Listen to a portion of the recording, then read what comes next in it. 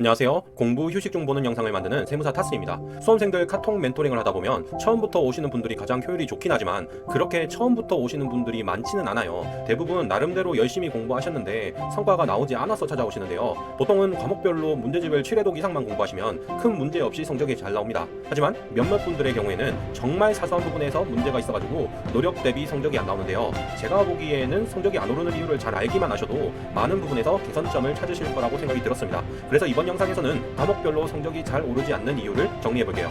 첫 번째로 노력을 했음에도 재무회계 성적이 잘 오르지 않는 이유를 말씀드리겠습니다. 1차 재무회계의 경우에는 시험장에서 풀 수 있는 문제와 풀 수 없는 문제를 구분 못해서 그런 경우가 많습니다. 풀 수 없는 문제인데 풀 수 있다고 착각하시면 보통 문제 한 개당 3분 이상 쓰게 되는데요. 그러면 보통 3문제만 착각하셔도 10분가량 허비하게 되고 그러면 불합격하게 되기 쉽습니다. 그래서 평소 재무회계 공부할 때는 문제를 보자마자 함정을 떠올릴 수 있게 정리해서 암기해 주셔야 합니다. 그리고 평소에도 10문제 중에 가장 먼저 풀어야 하는 문제 4개 정도를 골라낼 수 있는 연습을 해 주셔야 해요. 2차 재무회계에서 열심히 공부했음에도 성적이 안 오르는 경우는 솔직히 많지는 않아요. 그럼에도 불구하고 노력 대비 성적이 낮으시다면 보통 약점 단원이 아직 많이 있어서 그런 경우가 있습니다. 수험생마다 싫어하는 단원이 있을 텐데요. 한 번 정도 날을 잡고 그런 단원 문제만 일주일 정도 공부해 보시면 이런 문제는 쉽게 해결이 됩니다.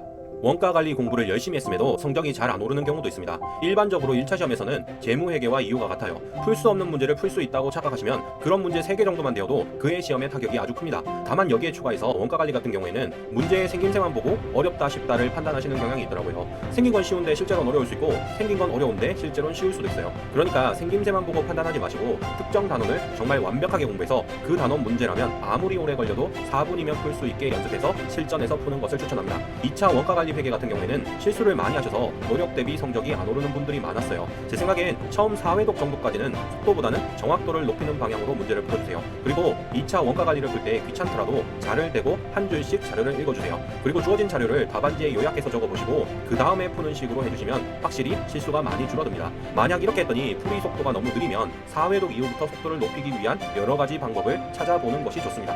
재정학 선택 과목도 상대적으로 쉬운 과목이어서 사실 이 두 과목을 7회독이나 했는데 성적이 잘 안 나오는 경우는 흔하진 않습니다. 그래도 가끔 그런 분들이 계시긴 한데요. 재정학 같은 경우에는 개념의 정의를 대충 느낌으로만 아시는 경우에 회독수 대비 성적이 안 올라요. 공공재의 뜻을 물어보면 대충 국방이나 안 막히는 도로 같은 거라고 대답하는 게 대표적입니다. 원래라면 비경합적, 비배제적 특징을 지닌 재화나 서비스를 공공재라고 한다. 이렇게 말씀하셔야 하거든요. 그렇기 때문에 재정학 문제를 푸실 때마다 거기에 있는 개념 정의를 남에게 말할 수 있게 꼭 연습해 보시길 추천합니다. 선택 과목을 아무리 많이 공부해도 성적이 잘 안 오르신다면 애매하게 잘못 알고 계신 부분이 많은 경우가 있습니다.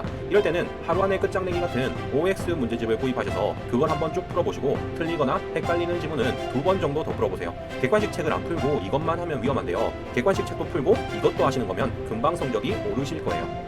1차 세법도 정말 열심히 공부하는데 성적이 잘 안 오르는 경우가 있습니다. 보통은 기타 세법을 소홀히 한 경우에 노력 대비 성적이 잘 안 오릅니다. 여기서 기타 세법이란 건 국기법, 국징법, 국조법, 조처법입니다. 보통 여기에서만 11문제에서 12문제 정도 나오는데요. 그 중에서 대부분은 말문제고 공부하기만 하면 맞힐 수 있습니다. 다만 각 보기가 왜 옳고 그른지 정도는 설명하실 수 있게 외우셔야 해요. 세법 계산 문제가 워낙 어렵기 때문에 말문제를 잘 하셔야 성적이 나와요. 그런데 말문제 절반이 여기서 나오니까 기타 세법을 버리셔선 안 됩니다. 국조법만큼은 소홀하게 공부하는 분들도 있는데요. 이론이야 대충 공부하셔도 문제집에 있는 보기 정도는 다 외워서 오답을 걸러낼 수 있게 공부해주세요. 2차 시험에서 회계학 2부는 특히나 공부를 아무리 열심히 해도 성적이 안 오른다는 분들이 많습니다.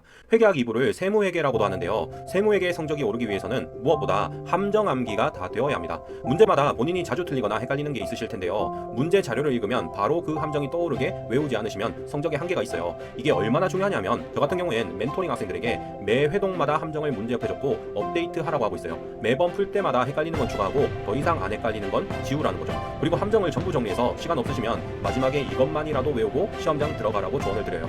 2차 세법학 같은 경우에는 외울 게 정말 많은데요. 이것도 아무리 공부해도 성적이 안 오른다는 분들이 많으시더라고요. 사실 이건 중요한 부분만 외우고 덜 중요한 부분은 외우지 않거나 이해 위주로만 공부하고 암기는 부족한 경우가 많았습니다. 세법학 성적이 오르기 위해서는 최소한 외워야 하는 건 다 외우셔야 합니다. 여기서 최소한 외워야 한다는 건 어떤 소제목이 주어지건 2줄 이상은 적을 수 있게 외워주시는 거예요. 처음부터 완벽하게 외울 수는 없어요. 소제목 한 개당 최소한 적고 싶은 걸 먼저 외우시고 다음 회독부터는 점점 조금 더 많이 외우셔도 돼요. 그냥 도저히 방법을 모르겠으면 타스 암기펜 10회독 방법 이렇게 유튜브 검색하면 나오니까 그걸 보고 따라 하셔도 됩니다. 그리고 보통 책에는 있는데 중요하지 않은 것을 버리시는데요. 그러시면 안 되고, 아무리 안 중요한 내용이고 강사님이 공부하지 말라고 한 거라도 요즘은 떨어뜨리기 위한 목적으로 출제해요. 그런 안 중요한 건 완벽하게 외우진 마시되 적어도 2줄 이상은 적을 수 있게 외워주세요. 이상으로 과목별 성적이 오르지 않는 이유에 대해서 알아봤습니다. 이번 영상에도 회원용 확장판이 있습니다. 영상에서 재정학 개념을 정확히 외우지 않아서 노력 대비 성적이 안 오른다고 말씀드렸었는데요. 저 나름대로 재정학에서 꼭 외워야만 하는 개념 리스트를 만들어 봤습니다. 월 4,000원도 안 되는 비용으로 광고 없이 회원용 영상 시청도 가능하고 종종 올라오는 학습 자료도 다운로드 하실 수 있으니까 필요하신 분은 고정 댓글 확인 부탁드립니다. 그럼 긴 영상 끝까지 시청해 주셔서 감사합니다. 이만 영상 마치도록 하겠습니다.